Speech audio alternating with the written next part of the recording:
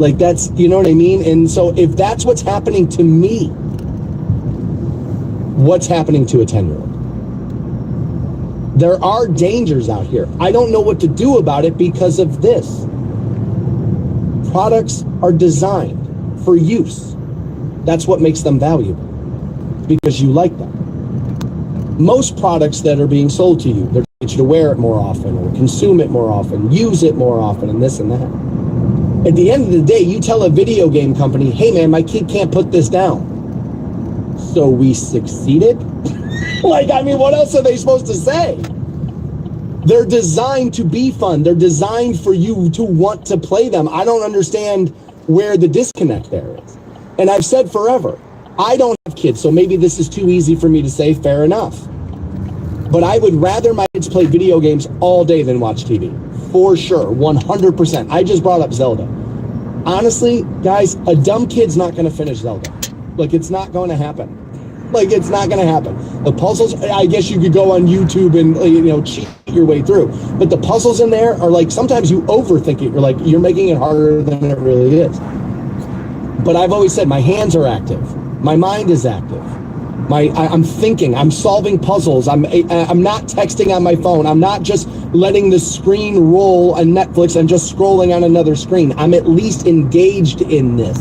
I'm involved in it. I'm controlling it. It's essentially what a video game to me is a create your own ending book that I get to play. Is essentially what a lot of those games could be, especially if they're open source and sandboxed, and I'm using a lot of terms there that only gamers would know. But I do think that they can be addictive. As a matter of fact, I know a guy that flunked out of college over video games, and we'll get to that crazy story and some of yours. We'll do that next year at Rock 106.9.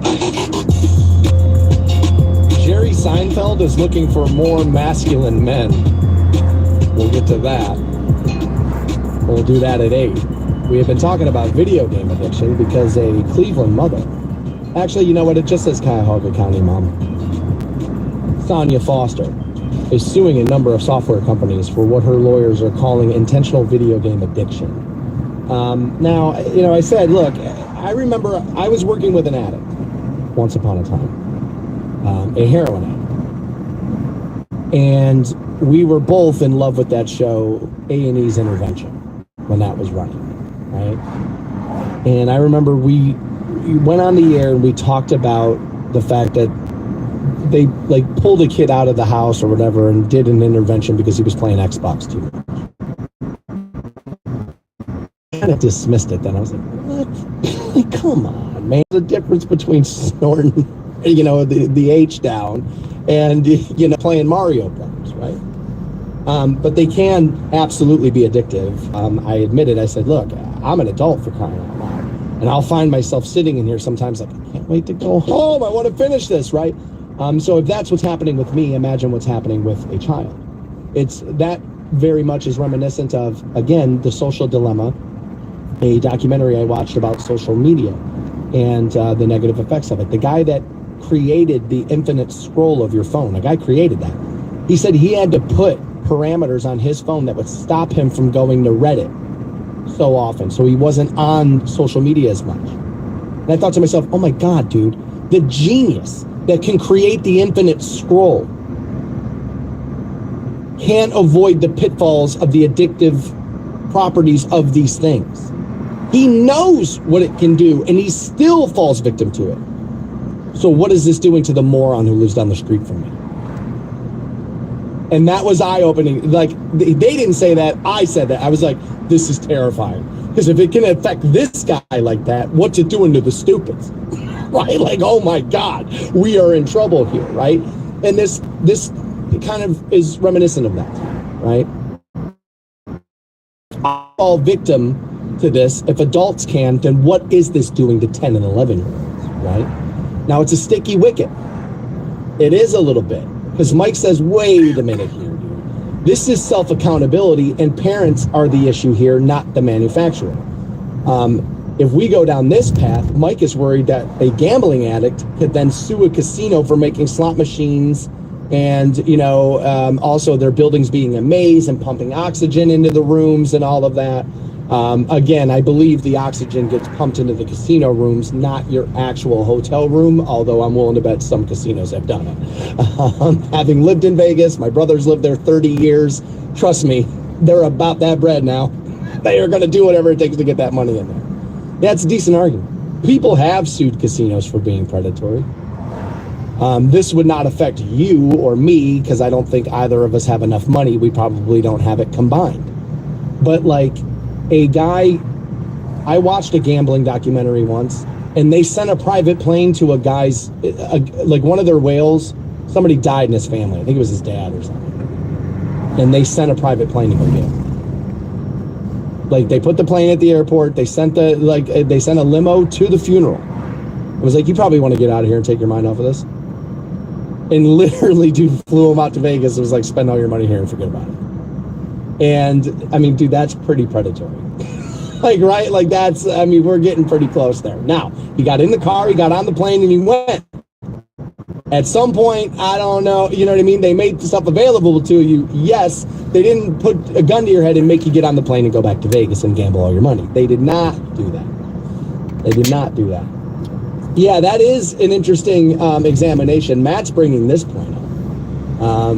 He says, you know, the addiction is not just the video game playing itself, Stansbury. He's like, the microtransactions that are coming into video games are as bad as gambling, and kids are getting made fun of if they can't afford the latest character skins or map packs. Yeah, I'm probably using terms that are making some adults' heads smoke. So microtransactions are essentially your kids purchasing something via the video game. A skin would be an outfit for adults, right? That would be an outfit, right? And a lot of the games are big into this. Now, the older you get, the less you care about stuff like this. Like Call of Duty has different skins. I don't care about them at all. I don't want my character to be Rambo or this. I don't give a damn about it. As a matter of fact, when you're playing the first-person shooters, you don't see your outfit or skin. The other people you're playing against see it. It's like, well, why am I spending money for that? Like, why am I doing that? But this is true. The microtransaction thing has been taking over video games. Some gamers are really upset about it. They feel like they're being nickeled and dimed to death via this stuff, and you are. Absolutely, you are. There also is another complaint here that through microtransactions, you're essentially making the game pay to win. As you know, they will sell special weapons and, you know, stronger armor and things like that. So a lot of people are complaining you can't even play these games unless you spend a bunch of money on those microtransactions. It hasn't necessarily been a big part of the games I've played, or I haven't noticed, oh my God, without this, I would be lost in here. But you're not necessarily wrong about the fact that microtransactions and buying things online is very much like a casino, because you just load up the money and then you just, you know what I mean? You spend it, but the money's not coming out of your hand. You don't have to put the card in every time. You can put money into your account and kind of spend it as you go. There's been stories, I mean, every month for the last like 5-6 years. Another parent their kid racked up $2,000 this last month using their card and for the microtransaction.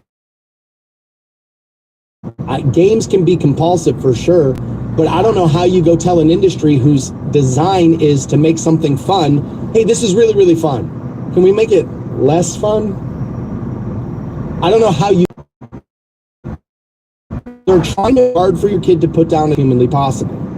That is for sure true. Absolutely.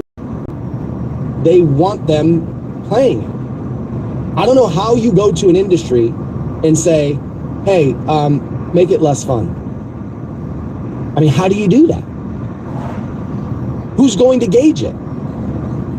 What's going to be the cutoff? And that's why I think Mike's right. It has to come down to the parents at the end. It really does. I know a kid who destroyed his life over video games. I met him in Oregon. His name's Joe. And Joe used to wear WVA shirts all the time. He went to West Virginia. I said, dude, how the hell did you end up here? He's like, well, I'm from college. And I said, how the hell did you end up here? And he said, well, I flew. And then I went out to California with some family members. Next thing you know, I found myself in Oregon for some other stuff. And you know me, I'm interested.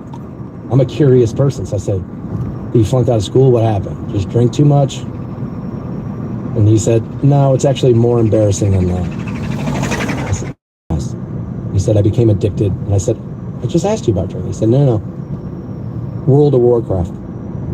And I still have never really played WoW. That's not my thing at all. But, although I guess I don't know, I've never really played it.